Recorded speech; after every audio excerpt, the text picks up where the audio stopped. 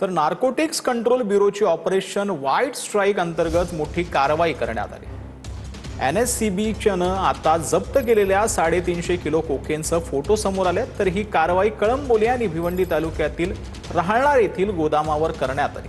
जप्त करण्यात आलेल्या कोकेनची किंमत 1745 कोटींच्या घरात आहे। कारवाईनंतर गृहमंत्री अमित शहांकडून NCBचं कौतुक करण्यात आलं।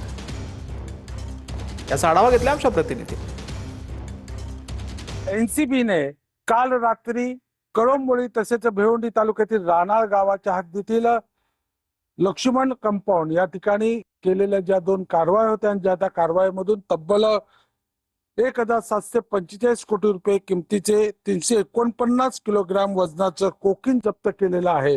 आपण जर पाहिलं तर NCB ने ही जी मोठी कारवाई केलेले मोठं यश आहे, ज्या माध्यमातून आंतरराष्ट्रीय पातळीवरील हे जे अंमली।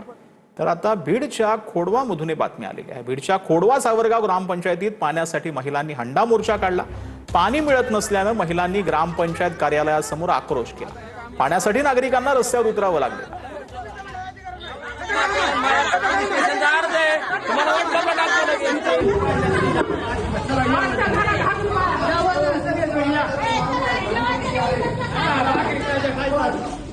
गावचा सगळ्यात महत्त्वाचा विषय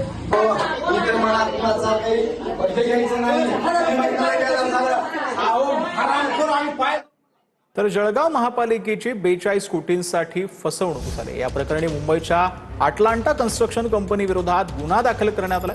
गिरीश महाजनांवर नगरसेवकांनी फडणवीसांकडे याबाबत तक्रार केली। अटलांटा कंपनीने 42 कोटी 60 लाखांची फसवणूक केली।